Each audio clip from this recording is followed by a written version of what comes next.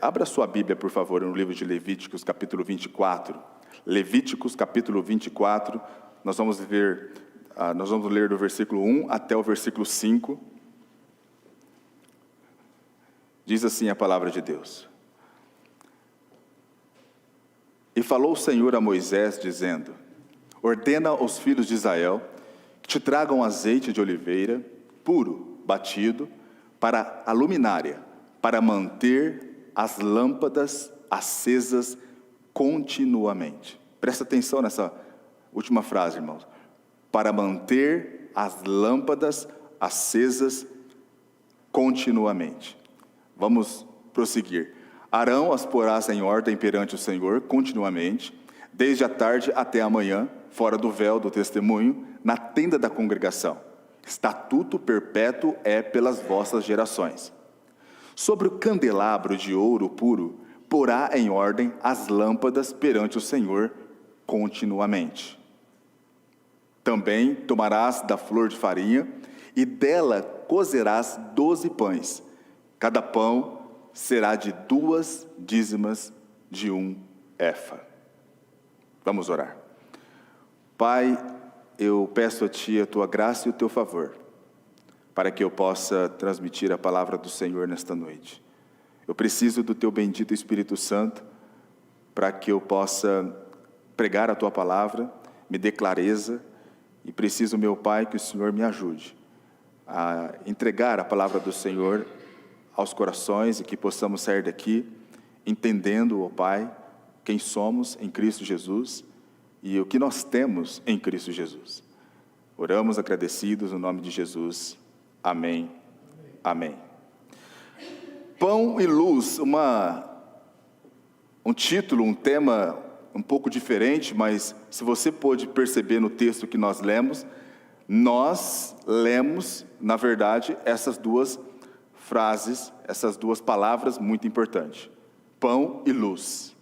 É algo que me chamou muita atenção quando eu li o texto bíblico, quando eu li as ordens que Deus deu para Moisés. Essas duas palavras especificamente chamou-me muito a atenção: pão e luz, dentro do tabernáculo. Irmãos, o pão é o alimento mais consumido no mundo. Talvez, para nós que somos brasileiros, nós pensamos, mas como assim o pão? Eu pensei que fosse o arroz e feijão. Eu estive numa penitenciária alguns meses atrás, e com um capelão, isso lá nos Estados Unidos, amigo meu de muitos anos, de 20 anos. E nós estávamos ali conversando com os presos, né? E ele começou a tirar sarro, brincar, de uma maneira saudável, é claro, e estava perto do almoço, né? E eu olhei assim, eu não vi arroz e feijão na marmitinha deles. E esse capelão já pregou, inclusive, aqui em Ribeirão Preto, muito tempo atrás. Hoje ele é pastor. Mas ele deu um grito e falou: olha, privilégio que eu tenho um amigo aqui, o irmão João, ele é um amigo de longas datas, e ele é lá do Brasil. E você sabe o que eles comem lá no Brasil, no almoço? Aí eles falaram: não. Aí ele disse: arroz e feijão. Aí depois ele de novo perguntou: mas deixa eu fazer uma outra pergunta, você sabe o que ele come lá na janta? Feijão e arroz. Aí os presos começaram tudo a rir, né, e brincar, e falaram: então vocês não acham ruim não, pela comida que vocês têm, né? Eu falei: mas nós não comemos só arroz e feijão não, comemos outras coisas junto também. E brincando, né? Mas foi uma brincadeira saudável, ele não estava fazendo nada pejorativo naquele momento, mas chamou muita atenção dos presos naquele momento para vir para o culto. Mas, irmãos, para nós é o arroz e feijão. Mas se fizermos uma estatística, uma pesquisa mais a fundo, veremos que o pão é o alimento mais consumido no mundo. Várias culturas, na Itália, até mesmo nos Estados Unidos da América e tantas outras culturas, eles servem o pão. No Oriente Médio, principalmente, é sempre pão que é servido. Então, o pão, ele é o alimento mais consumido no mundo. Interessante nós lermos aqui, no texto que nós acabamos de ler, fala sobre este pão que estava ali dentro do tabernáculo, e este pão não estava ali só por enfeite, irmãos. Interessante, que não estava ali simplesmente para enfeitar o tabernáculo. Eram 12 pães que precisavam ficar ali de frente, praticamente do lado do candelabro, para alimentar os sacerdotes. Então nós vemos aqui que esses pães eram para alimentar os sacerdotes. Nós não vamos entrar nesses detalhes a respeito disso. Há alguns anos atrás nós fizemos aqui até mesmo um estudo sobre o tabernáculo. Entramos em alguns detalhes de uma forma meio sucinta. Então aqui também vai ser um pouco sucinto, mas eu quero que você preste atenção nesta palavrinha, o pão. O pão era para alimentar os sacerdotes. Algo interessante. Quando a nação de Israel saiu do Egito, passou pelo mar e chegou no deserto, eles começaram a reclamar do quê? Falta de pão. Começaram a reclamar. E eles reclamaram, e eles reclamaram, e eles reclamaram, e eles diziam: Moisés, nós estávamos lá no Egito, era melhor nós termos ficado no Egito do que morrermos aqui nesse deserto por falta de pão. Então eles começaram a reclamar ali no deserto também por falta de pão. E algo interessante, irmãos, que quando eles começaram a reclamar para Moisés por falta de pão, o que aconteceu? Moisés orou ao Senhor, e até Moisés encorajou eles: olha, por que vocês estão clamando a mim? Fala com Deus, fala com o Senhor. Moisés já estava um pouco, até mesmo estressado por causa da reclamação do povo, estava reclamando demais ali porque não tinha pão. E o que aconteceu? O que Deus fez da sua graça provedora? Ele enviou o quê? Pão do céu, o maná. Então eles viram ali a provisão de Deus, o provedor enviando a sua provisão. Ele enviou maná, pão descendo do céu. E ali os famintos pelo pão foram saciados pelo pão do céu. Deus providenciou o pão do céu para aquelas pessoas que estavam reclamando no deserto. Irmãos, que maravilha é o nosso Deus. Uma passagem muito interessante. Uma passagem que sempre me choca e me chama a atenção, e eu amo falar sobre esta passagem. Êxodo 34, versículo 28. Olha que interessante esta passagem. Eu gostaria que você prestasse atenção mais uma vez nessa palavrinha pão. E esteve ali com o Senhor 40 dias e 40 noites, e não comeu pão, nem bebeu água, e escreveu nas tábuas as palavras da aliança, os 10 mandamentos. Por favor, irmão Felipe, mantenha este versículo aí. Olhe, irmãos, o que este versículo está dizendo, que Deus fez questão de destacar. Lembre-se, nós estamos estudando a palavrinha pão, e logo logo nós vamos para a palavrinha luz. E esteve ali com o Senhor 40 dias e 40 noites, não comeu pão. Que contradição que nós vemos aqui. O líder Moisés, ele ouve a nação de Israel reclamando do quê? Do quê? Que eles não tinham pão. Então aquela nação, a nação de Israel estava reclamando: Senhor, nós não temos pão. E Deus providenciou pão do céu para eles. Mas agora nós vemos o líder, nós não vemos o líder reclamando. Nós não vemos Moisés reclamando agora no Monte Sinai. A palavra de Deus diz que Moisés, ele está no Monte Sinai com o Senhor. A palavra de Deus diz: esteve ali com o Senhor. Não foi por alguns momentos. 40 dias e 40 noites não comeu pão.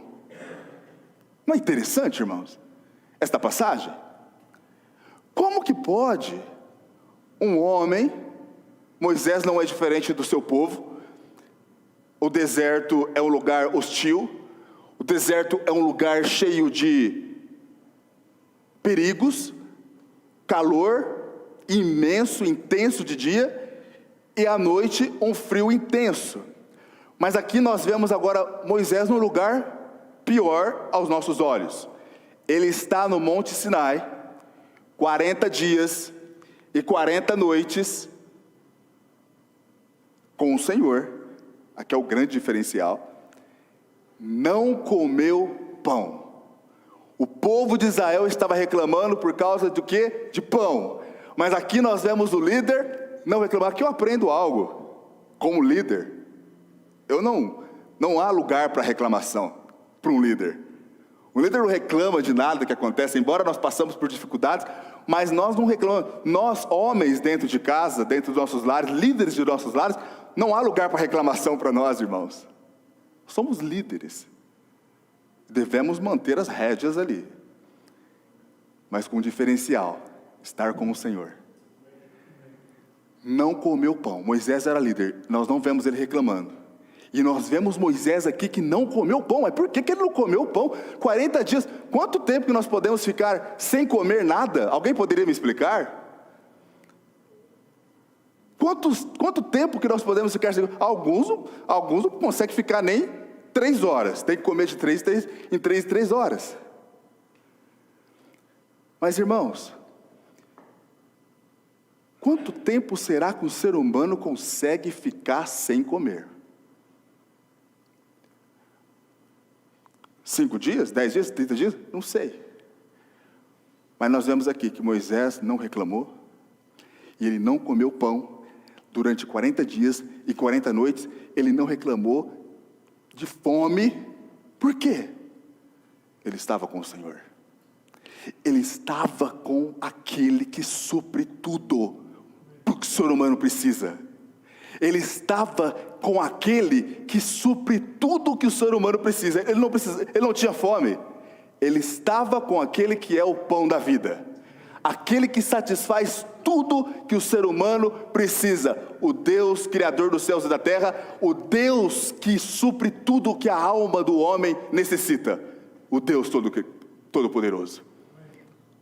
Eu e você não precisamos de nada, queridos. Se você tem Cristo Jesus, que é o pão da vida, nós não vamos ter tempo muito de entrar nos detalhes, mas eu e você que temos Cristo Jesus como nosso único e suficiente Salvador, nós temos tudo. O Senhor é o meu pastor e nada me faltará. O Senhor é o seu pastor e nada te faltará. Moisés, ele estava diante do Senhor, não comeu pão. Por quê? Deus era aquele que providenciava tudo para ele. Enquanto o povo de Israel, ele tinha a provisão, pão desceu do céu, eles tinham graça, e Jeremias fala que o povo que escapou do deserto, o povo que escapou da espada encontrou graça no deserto. De fato, a nação de Israel encontrou graça no deserto, quando Deus providencia para eles o pão. Mas Moisés tem algo diferente. Ele não tem uma provisão.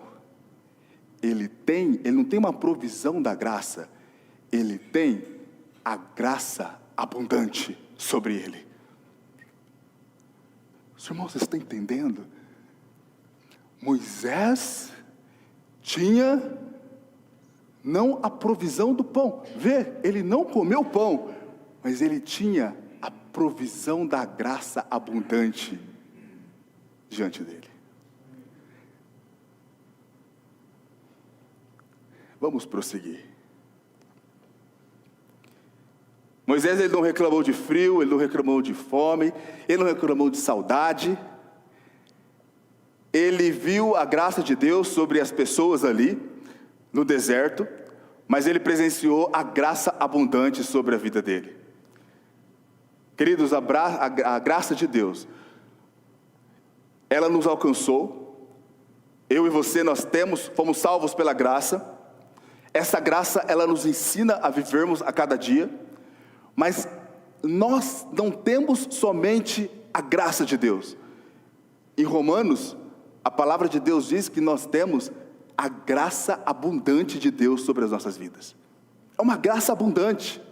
A mesma graça que Moisés experimentou no Monte Sinai, eu e você experimentamos quando nós fomos até o Monte Calvário, a cruz de Jesus Cristo. Graça abundante. Olha que interessante. Jesus ele foi tentado por pão no deserto por Satanás. Se você é o Filho de Deus, disse Satanás, transforme essas pedras em pães. O que Jesus disse? Está escrito, nem só de pão viverá o homem, mas de toda palavra que sai da boca de Deus. Então nós vemos aqui, irmãos, que os discípulos também, eles estavam com fome, e eles foram até Jesus, dizendo o quê? As mesmas palavras da nação de Israel: não temos pão, Senhor. Essa multidão que está seguindo o Senhor vai morrer, porque nós não temos pão. Agora, nós conhecemos a história, que Jesus multiplicou aqueles pães, e alimentou toda aquela multidão que estava seguindo Ele. Algo aconteceu depois, em João 6,26. Jesus respondeu-lhes, e disse, em verdade eu vos digo, que me buscais não porque vistes os milagres, mas porque comestes dos pães e vos fartastes, saciastes, naquela outra versão. Então nós vemos aqui algo acontecendo também. As pessoas, elas foram abençoadas por Jesus Cristo em ver a provisão de pão para eles. E eles começaram a seguir Jesus, pensando no pão que Jesus tinha providenciado para eles. E aí Jesus diz para eles, olha, vocês estão me seguindo não por causa de mim, mas vocês estão me seguindo por causa do pão que eu providenciei para vocês. E queridos, é isso que nós precisamos entender. Nós não podemos seguir Jesus pensando no que Ele pode nos proporcionar. Nós não podemos pensar, peraí, eu vou fazer algo, se eu seguir Jesus, Ele pode me proporcionar algo. A provisão, ela vem automática quando nós estamos em comunhão com o provedor. Jesus repreendeu os discípulos, porque a multidão estavam seguindo a Jesus, pensando na provisão e não pensando nele. E nós vimos alguns exemplos agora há pouco, que Moisés, ele estava diante do provedor, ele não precisou de pão. E agora nós vemos que essa multidão não está diferente, está seguindo Jesus, pensando na provisão.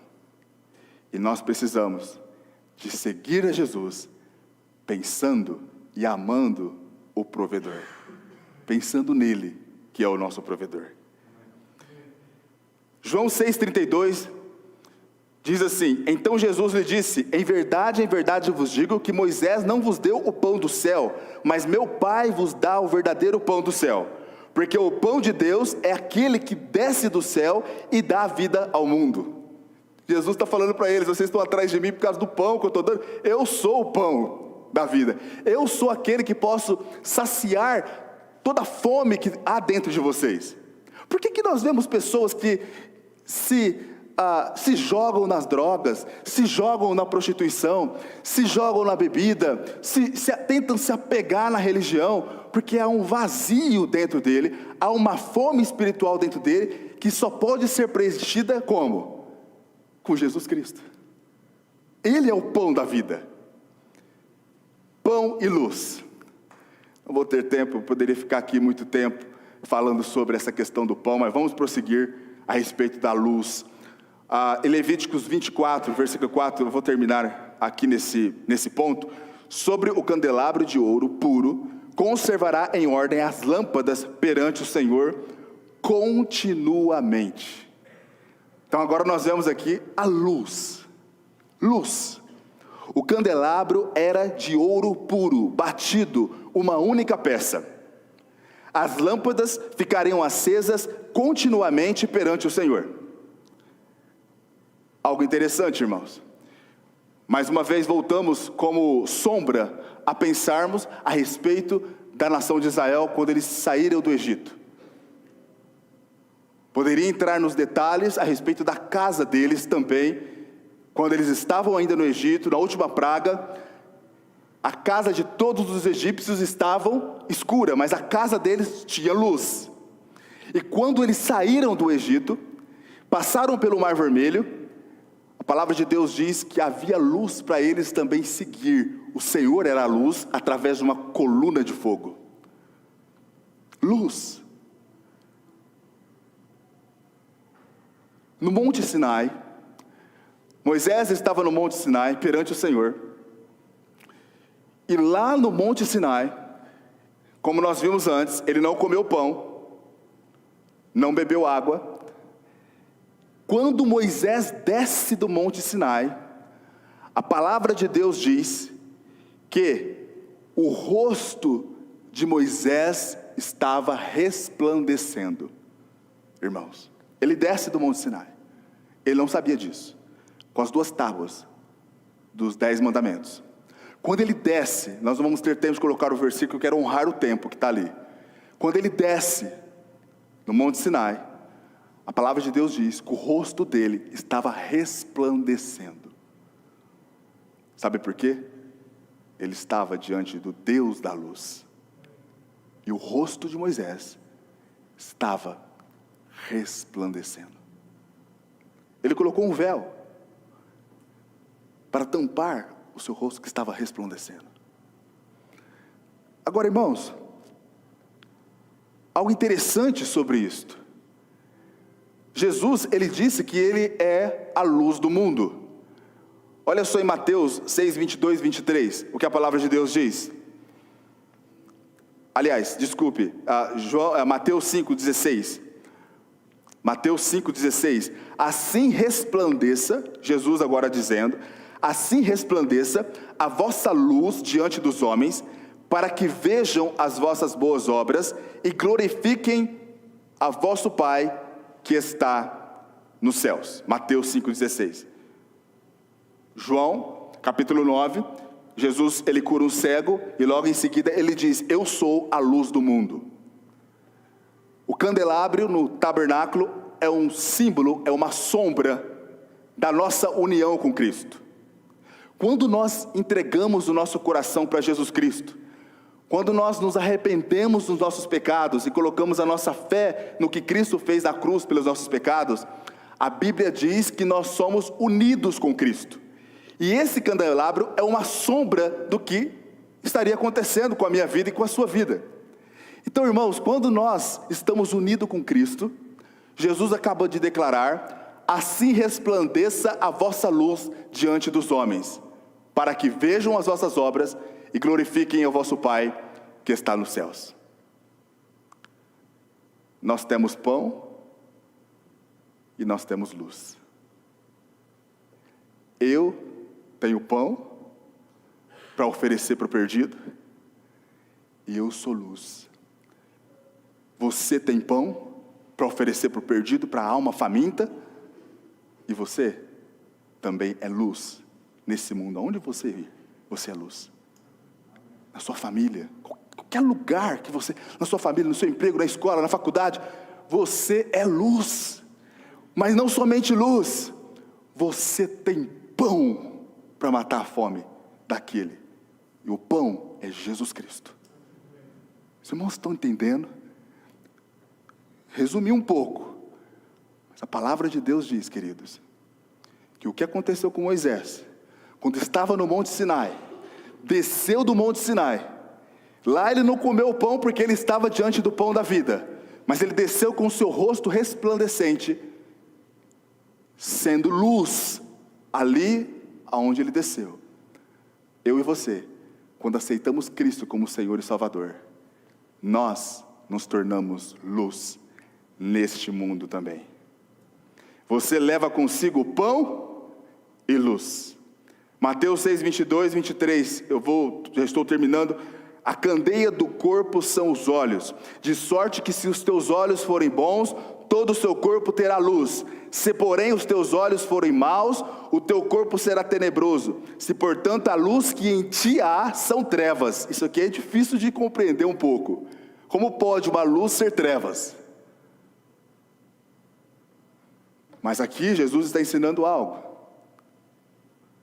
Ou você é trevas, ou você é luz. Quão grandes são tais trevas? 2 Coríntios 3, 13 e 18. Olha só o que a palavra de Deus diz, mais uma vez falando, versículo 13, no Novo Testamento agora. E não somos como Moisés. Nós quem? O apóstolo Paulo está dizendo aqui, irmãos. E não somos como Moisés. Nós, salvos, lavados pelo sangue de Jesus Cristo. E não somos como Moisés, que punha um véu sobre a sua face, para que os filhos de Israel não olhassem firmemente para o fim daquilo que era transitório. Moisés estava no Monte Sinai, desceu, o seu rosto ficou brilhando por alguns dias, não sabemos quantos dias, mas era limitado. Eu e você, estamos em Cristo Jesus, não somos como Moisés, não estamos brilhando por um período limitado. A palavra de Deus diz que a luz do justo é como a luz da aurora, que vai brilhando cada dia mais, até ser dia perfeito. A minha luz, a luz que está em mim, em Cristo Jesus, ela brilha cada vez mais, até ser dia perfeito. O próximo versículo, versículo 18. Mas todos nós, mais uma vez, aqueles que estão em Cristo Jesus, mas todos nós, com o rosto descoberto, refletindo como espelho a glória do Senhor, somos transformados de glória em glória, na mesma imagem, como pelo Espírito do Senhor. Eu acabo aqui, irmãos, mas eu termino com uma ilustração, isso será uma história verdadeira. Alguns anos atrás, talvez já contei aqui, não sei. Alguns anos atrás eu estive pregando uma penitenciária, numa dessas campanhas evangelísticas que eu disse para os irmãos, lá nos Estados Unidos, vários irmãos, e eu fui pregar o evangelho para um preso. Quando eu cheguei para entregar um folheto, ele deu um tapa na minha mão e disse: sai daqui, eu não gosto de pregador, eu não quero ouvir o que você tem para me falar, me deixa em paz. Cheio de ódio, raiva, nunca fui tratado com desrespeito em toda a minha vida de pregador, nas prisões, como eu fui naquele dia. Sempre fui tratado com muito respeito, mas aquele estava muito desrespeitoso. Eu falei: mas eu gostaria só de convidá-lo, me deixa em paz, já te falei, me deixa em paz. Me distratou, deixe-me sozinho. Falei: tudo bem. Fui embora. Quando eu estava indo embora, o Espírito Santo tocou no meu coração: volte. Eu falei: mas Senhor, volte. Aquela voz mansa e delicada. Eu voltei. Senhor, me ajude, me dá sabedoria, como lidar com esse homem. Naquele momento eu pus a mão nos seus ombros e disse: olha nos meus olhos.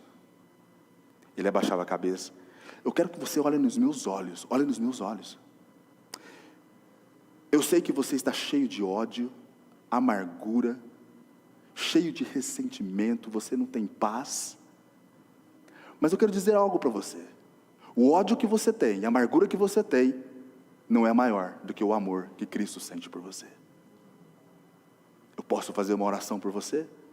Ele abaixou a cabeça, fez assim. Eu disse: vamos orar. Orei por ele, pedi para o Espírito Santo trabalhar no coração dele. Eu falei para ele: Jesus Cristo, Ele te ama, eu te espero hoje à noite no culto. E fui embora. Chegou a noite no culto, nós estávamos numa capela bem grande, a 3 dessa igreja aproximadamente. Eu sentei no primeiro banco e fiquei olhando vários presos chegando naquele culto. E eu estava olhando para trás para ver se eu via aquele jovem que eu tinha conversado. Eu olhava para trás e de repente eu vi, entrando meio de cabeça baixa, tímido. Entrou, sentou no último banco. Eu fiz assim para ele. Ele fez assim, meio tímido também. O pregador subiu no púlpito para pregar a palavra de Deus, e ele pregou o evangelho muito claro. Vários homens vieram até a frente para receber Cristo como Salvador, e um deles foi aquele jovem. Veio até a frente, dobrou os joelhos, e eu fui e abracei ele, e ele creu em Cristo como Senhor e Salvador, e ele foi salvo. Mas eu fiquei meditando e pensando, por quê? Por que o Espírito Santo colocou no meu coração para falar para ele, olha nos meus olhos, olha nos meus olhos? Por quê? Depois eu fiquei pensando, a passagem de Jesus, as palavras de Jesus. Os olhos são a candeia da alma. Eu vi trevas nos olhos dele. Mas quando ele olhou nos meus olhos, nada que há em mim, eu sou um vaso. Mas quando ele olhou nos meus olhos, eu tenho certeza absoluta que ele viu a luz de Jesus Cristo. Ele viu a luz de Jesus Cristo. Ele viu o rosto descoberto, refletindo com o espelho a glória do Senhor. Irmãos, brilhe para a glória de Cristo onde você for. Brilhe, brilhe, brilhe. Você tem luz e você tem pão. Você tem luz e você tem pão. Se você não tem luz, porque ainda você precisa de Cristo, e Cristo quer salvar a sua alma. E se você não tem pão, é porque você precisa ainda do pão da vida, para satisfazer a sua alma faminta. Vamos orar. Pai,